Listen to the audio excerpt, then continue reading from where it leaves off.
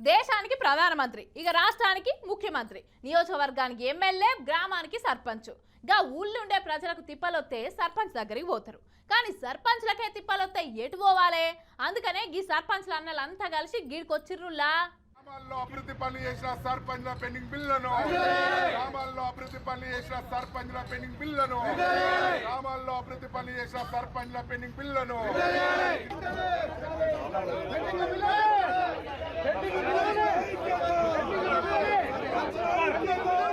ఇంకిపెళ్లి సుబ్బు సాగుకొచ్చినట్టే అయింది కదా. 10 ఏళ్లు పాలిచ్చిన బీఆర్ఎస్ సర్కారు చేసిన పాపాలని ఇప్పుడు కాంగ్రెస్ మెడకు చుట్టుకుంటున్నాయి. సర్పంచులు కథం తొక్కి పల్లె నుంచి పట్నం బాట పట్టిండ్రు. మేం మాజీ సర్పంచులమైన మా గోస మాత్రం తీర్తలేదనుకుంటా సచివాలయం చేరిండ్రు సర్పంచ్ అన్నలు. సర్పంచ్ పదవి దిగిపోయి 8 నెలలు అవుతుంది. ఇవాళ రేపు మళ్ళీ ఎన్నికలు వస్తాయి. ఒక పార్టీ పోయి ఇంకో పార్టీ అధికారంలోకి వచ్చే మా బిల్లులు ఎప్పుడు ఇస్తారు అని లడాయికి దిగిర్రు.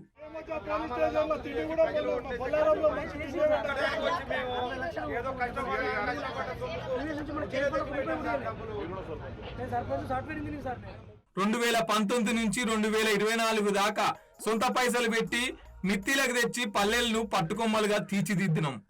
వైకుంఠ ధామాలు, పల్లె ప్రకృతి వనాలు, రైతు వేదికలు, డంపింగ్ యార్డులు, సీసీ రోడ్లు, మోరీలు ఇట్లా ఎన్నో చేసినాం. అంతా మా పైకం పెట్టి ఇప్పటిదాకా రూపాయి ఇయ్యలే. పేరు మాది ఊరు మీద అన్నట్టు చేసిర్రు. సర్పంచుల పదవి కాలం అయిపోయి దాదాపు 8 నెలలు గడుస్తుంది. అదే విధంగా కాంగ్రెస్ ప్రభుత్వం, రేవంత్ రెడ్డి గౌరవ ముఖ్యమంత్రి గారు 9 నెలలు అవుతున్నది అధికారంలోకి వచ్చి. కనీసం మా సర్పంచుల పెండింగ్ బిల్లుల మీద మేము ముఖ్యమంత్రికి 2 సార్లు వినతి పత్రాలు ఇచ్చినాం. కష్టపడి చెమటోర్చి ఖర్చు పెట్టింది మేము, గ్రామాలను అభివృద్ధి చేసినామని బీఆర్ఎస్ సర్కారు డబ్బా కొట్టింది అనుకొచ్చారు.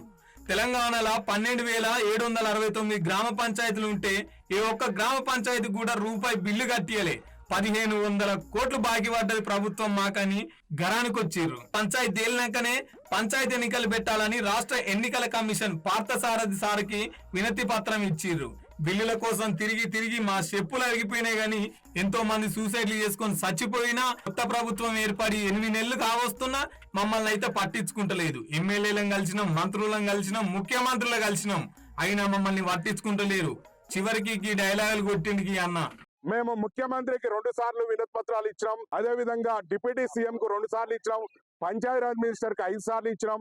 అదే విధంగా ఆల్ మినిస్టర్, అందరి మినిస్టర్లకు వినతి పత్రాలు ఇచ్చినాం. పంచాయతీరాజ్ కమిషనర్ నుంచి, ప్రిన్సిపల్ సెక్రటరీ నుంచి, ఎంపీడీ దాకా వినతి పత్రాలు అందజేసినాం.